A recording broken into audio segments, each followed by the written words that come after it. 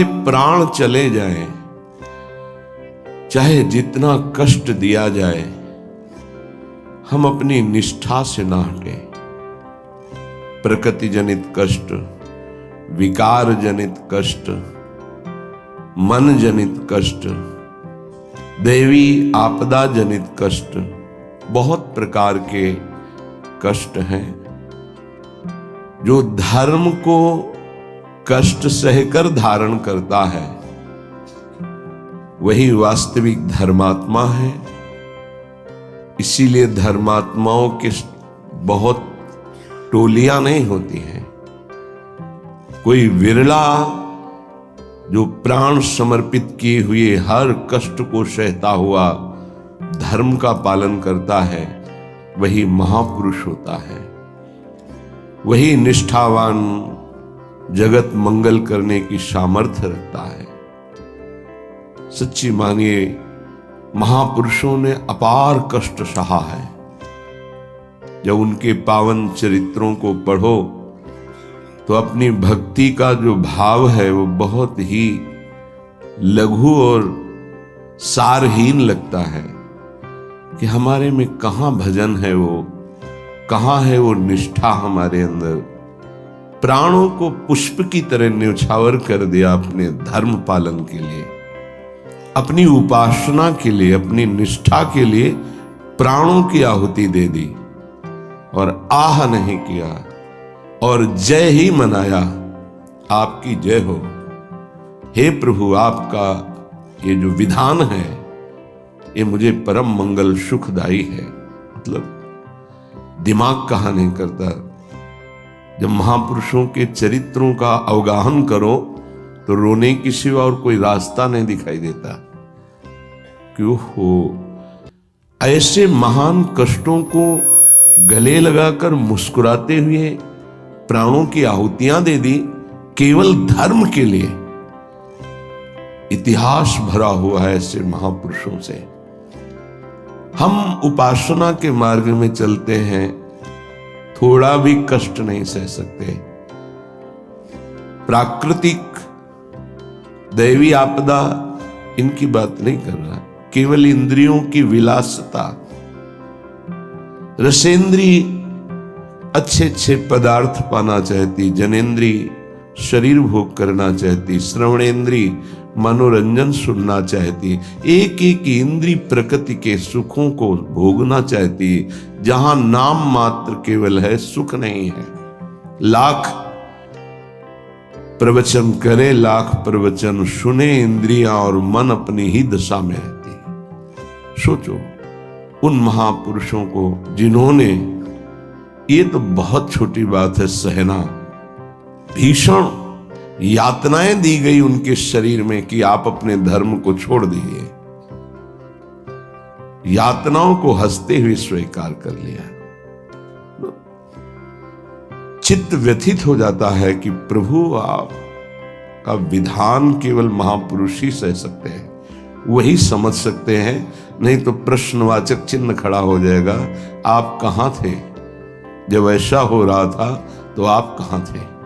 आपका व्रत है, करो सदा तिनके रखवारी।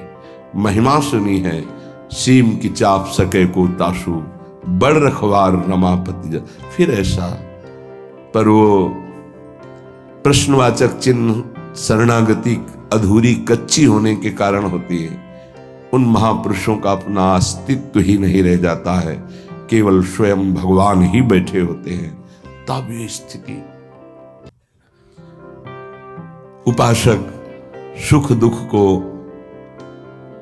ना देखे, इष्ट देव को देखे, अनुकूलता प्रतिकूलता को न देखे, अपने धर्म को देखे, अपनी उपासना को देखे, तभी वो आगे बढ़ सकता है। सच्ची कहते हैं, हृदय रो पड़ता है इन महापुरुषों की निष्ठाएं देख करके कि वाह कैसी धर्म निष्ठा है। देह प्राण ते प्रिय कछु नाही, किसी का भी हो, देह और प्राण बहुत प्रिय है। लेकिन इन महापुरुषों ने, गुरुजनों ने देह प्राण की किंचन मात्र परवाह नहीं की। धर्म के लिए हम छोटी सी वस्तु भोजन, छोटे से इंद्रियों के भोगों के लिए अपने धर्म का त्याग कर देते हैं। महापुरुषों ने अपने प्राणों का त्याग कर दिया, लेकिन धर्म नहीं त्यागा। ये जब तक निष्ठा नहीं आती, तब तक हम अपने आराध्य देव के प्रताप, महिमा और उनके प्यार को नहीं समझ सकते। अनुकूलता को, सुख को, सम्मान को तो कोई भी कृपा मान के स्वीकार ही करेगा, लेकिन प्रतिकूलता को, अपमान को, दंड को, तिरस्कार को जो कृपा मान करके सहता है, उसे महाभागवत कहते हैं, उसे महापुरुष कहते हैं, उसे भक्त कहते हैं। क्योंकि ऐसे महापुरुषों के हृदय में स्वयं सच्चिदानंद भगवान विराजमान रहते हैं। ये संसार बड़ी आग की ज्वाला है।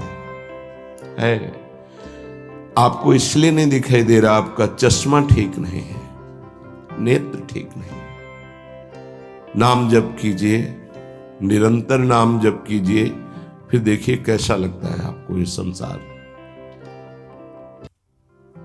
एक अजीब स्थिति आती है, एक अलौकिक स्थिति आ जाती है, कुछ अच्छा नहीं लगता। मिलना, बात करना, कोई भोग भोगना, कोई ऐश्वर्य, कोई पदवी, कुछ नहीं। एक ऐसी आग जलती है सच्चिदानंद की, ये सब झूठा आकर्षण क्षण में नष्ट हो जाता है। अभी हमारी मलिन दृष्टि है तो हमको संसार प्यारा लगता है, असत प्यारा लगता है। संसार में तत् 10 दिशो, 10 दिशाओं में इस संसार में कहीं सुख नहीं है। दुखालयम अशाश्वतम, भगवान कह रहे हैं, महापुरुष कह रहे हैं, हमें सुख दिखाई दे रहा है। हमारी बुद्धि पतित हो चुकी है, मलिन हो चुकी है।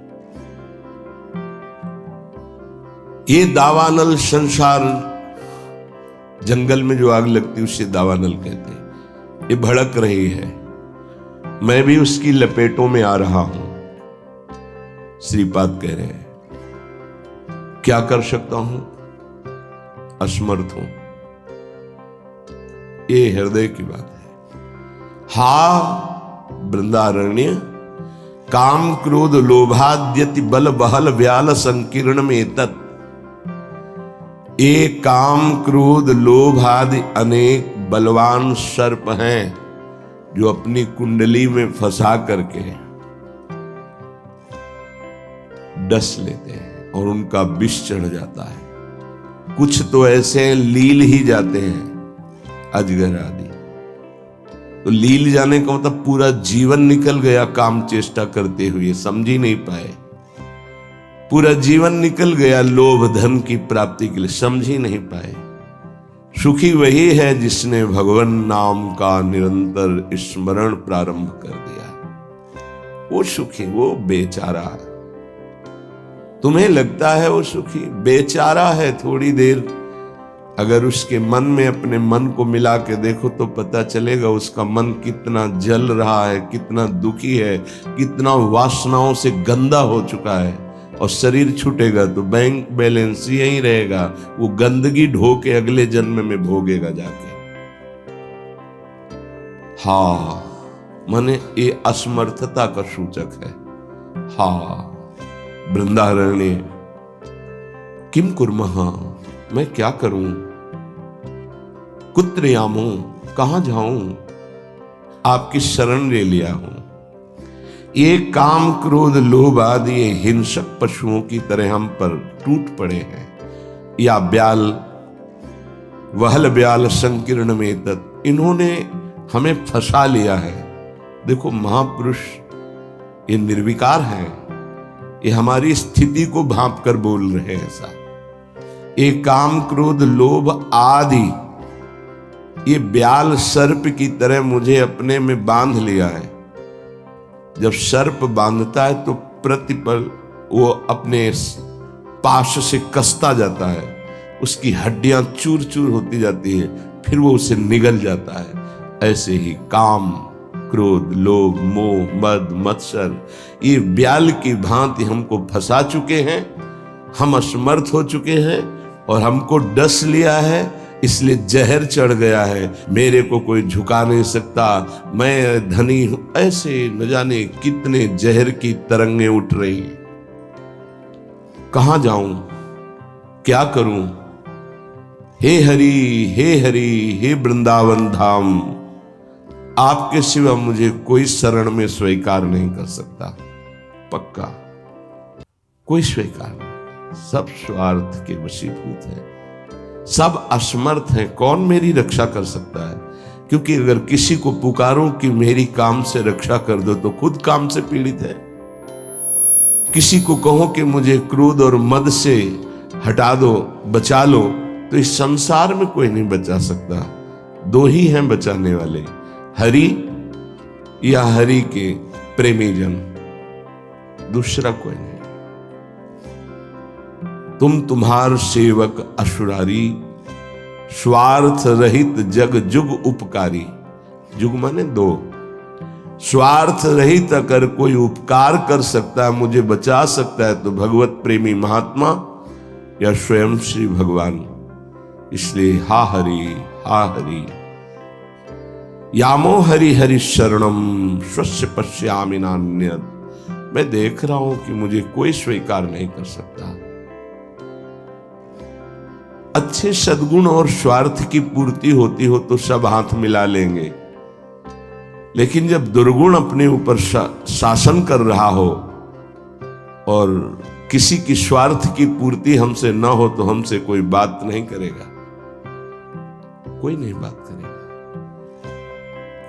किसी से हम बात करना चाहें तो वो घृणा और त्याज्य भाव से देखेगा, है गंदा आदमी, क्या है इसके पास।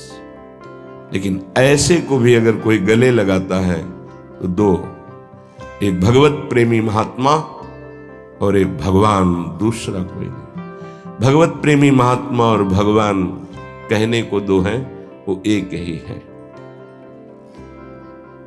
या तो हित तो कीजय कमल नयन सो, जा हित आगे सब हित लागे फीको, कह हित कीजय साधु संगति दो, जो कलमश जाए सब जी को। दो की ही बात स्वामी हरिदास जी महाराज ने भी की है। या तो कमल नयन बांके बिहारी से अपनापन कर लो, हित कर लो, प्रीति कर लो, वो स्वीकार कर लेंगे, आप कैसे भी हो वो गले लगा लेंगे। और या साधु संगति सो, वो भगवान और भगवान के जनों में अभेद है। तस्मित् जने भेदा भावात, वो वही हो जाता है उनके चिंतन के प्रभाव से। तो जैसा स्वामी का स्वभाव वैसा सेवक का स्वभाव, जैसा स्वामी का प्रभाव वैसा सेवक का प्रभाव हो जाता है। हरि और हरि प्रेमी संत जन, ये दो ही हैं जो शरण में स्वीकार करके महापापी को भी परम पद में आरूढ़ कर देते हैं। इसलिए हे वृंदावन धाम, आपसे प्रार्थना करता हूं, आप मुझे स्वीकार कर लीजिए और भगवत प्रेमी महात्माओं का संग दीजिए। धन्य है वो प्रशंसनीय हैं जिन्होंने आपकी कृपा प्राप्त कर ली है। वृंदावन की कृपा रसिक संग सुखकारी, पक्का समझना। सीधाम वृंदावन श्री लाडली जी की कृपा से आना होता है और धाम की कृपा से भगवत प्रेमी महात्मा का संग मिलता है। ये धाम के शरणागत जितने प्रेमी जन हैं, धाम कृपा न करे तो पास से निकल जाएंगे, आप जान भी नहीं पाओगे। जब धाम कृपा करता है तो प्रकाशित कर देता है। जिसका कल्याण करवाना होता है उसके सामने उसका वैभव, उसका प्रभाव, जिससे उसकी श्रद्धा और विश्वास दृढ़ होकर उनके चरणों में समर्पित हो जाए। जब किसी महापुरुष का आश्रय दृढ़ हो जाता है तो फिर एक काम क्रोध लोभ मोह मद मत्सर थर्राने लगते हैं। इनकी सामर्थ्य नहीं होती। ये भगवत शरणागत पर तो परीक्षार्थ प्रभाव दिखा सकते हैं, लेकिन भगवत प्रेमी महात्मा की शरणागति जिसने स्वीकार की वहां परीक्षा भी नहीं, क्योंकि उनकी दृष्टि रहती है। हम तभी परास्त होते हैं जब उनकी अवहेलना कर देते हैं। महापुरुषों की अवहेलना ही काम क्रोध लोभ आदि को आक्रमण करने का अवसर देती है। यदि हम महापुरुषों के अधीन वृत्ति रखें तो काम क्रोध आदि की वृत्ति का प्रवेश भी नहीं हो सकता। बड़ी सामर्थ्य है भगवत प्रेमी महात्माओं के सानिध्य में, सच्ची बात मानो। क्योंकि अनंत महिमा युक्त प्रभु का नाम, प्रभु के चरणारविंद का आश्रय दृढ़ होता ही उन्हीं से है।